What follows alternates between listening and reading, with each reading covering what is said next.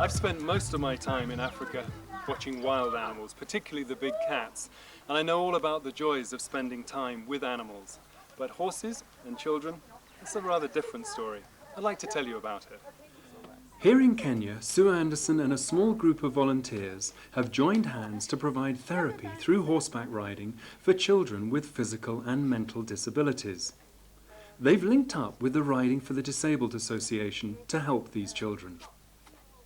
One group that participates in RDA is from a local orphanage, Dagoretti Children's Home. Here, over 250 children are cared for. Out of the 250, over 100 of these children suffer from polio, cerebral palsy, muscular dystrophy, or other disabilities. Here, 23 children get the opportunity to be special in a different way, and many more are on a list waiting for sponsors. The aim of this project is to combine children with horses to further encourage mental and physical well-being. Research has shown that students who participate in therapeutic riding can experience physical, emotional, and mental rewards. For individuals with impaired mobility, horseback riding gently and rhythmically moves their bodies in a manner similar to walking. The movements of the horse mimic the movements that we make when walking and exercising. This is not a passive activity. The horse provides the vehicle of movement for the child. A range of movement they may not normally have the ability to make on their own. These movements in turn strengthen muscle tone and provide increased flexibility to those muscles stretched, especially the legs.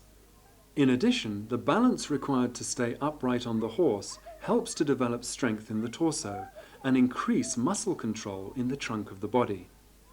Combining these factors with additional exercises that incorporate the use of the head, arms and hands, coordination is improved and further muscle control achieved. The stability of one's trunk helps to strengthen balance, muscle tone and agility.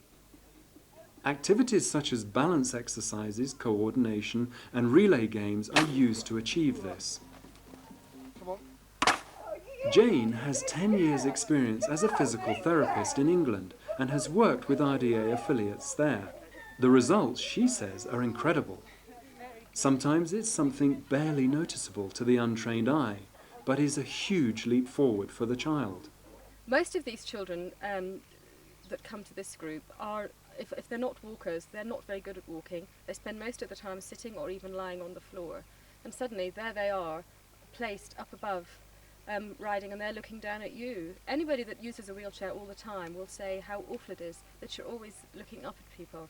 So to be suddenly looking down at everybody is really quite a boost to their ego. And you can see it when you see them on the horses. The relationship that the children develop with the horses seems to have an effect on how they interact with others. They're more comfortable with other children and show a greater interest in the environment around them. A child that is otherwise seen with a disability cannot be differentiated from an ordinary child on a horse. Many of these children have shown an increased ability to cope with everyday functions, such as standing, walking, dressing themselves, and so on.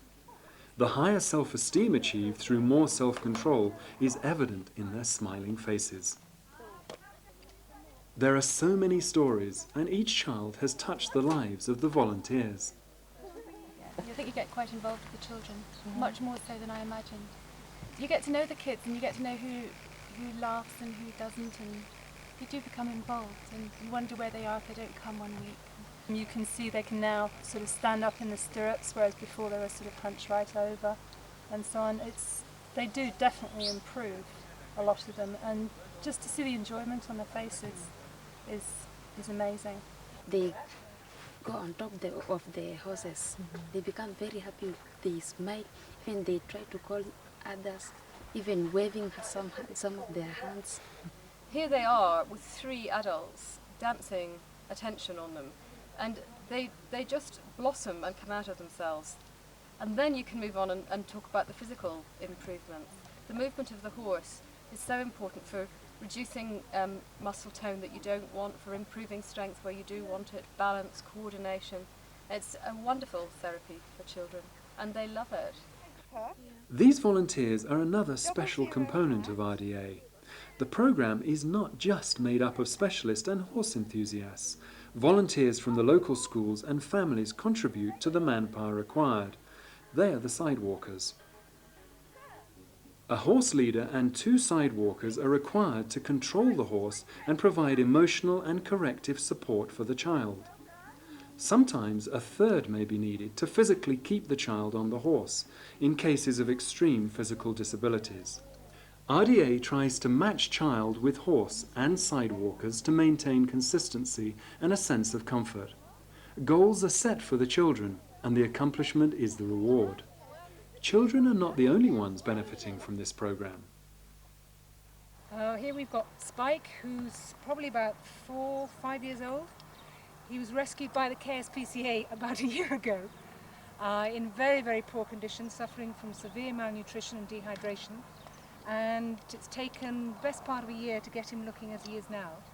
He's now doing valuable work with RDA, and he's becoming a real popper, quite a character. Another beneficiary is Chester, who was saved by KSPCA from virtual starvation and abuse and given a home and lots of love by RDA. He's now a happy and healthy horse. He has a kind and attentive disposition with the children, a very successful combination. Both Chester and Spike are loved and needed, quite a change in circumstances for these two. Unfortunately, the RDA can only help a small number of children. Their resources are limited. They're supported by individual donors and by some local businesses.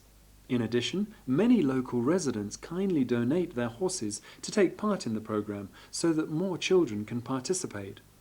These horses are evaluated and trained specifically to cater for the children's special needs. If a horse proves inappropriate or jittery, it's not used. Safety is of the utmost importance.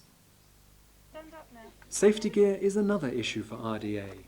As most of the children that participate come from financially restricted homes or from the children's home, most of the gear needs to be provided for the children.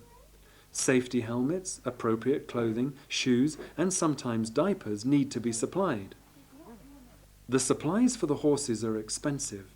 In addition, children come in all shapes and sizes. Meeting their individual needs are costly. The RDA is helping to reach a portion of Kenya's population that is all too easily forgotten. These children simply do not have the facilities available in the Western world. With RDA, there is a unique chance to bring smiles to the faces of these children. The building of self-confidence, self-sufficiency, and self-determination are immeasurable. The cost of participating in the RDA program is low, just $4 a day. That's all it costs to give these children the chance to grow, learn, and look at the world in a way never before available to them. Aren't dreams a necessity? Is the potential of a child with special needs any less important than mere sustenance? These are questions that you can help us answer, to give another child a chance to flourish in the sun. Please help us.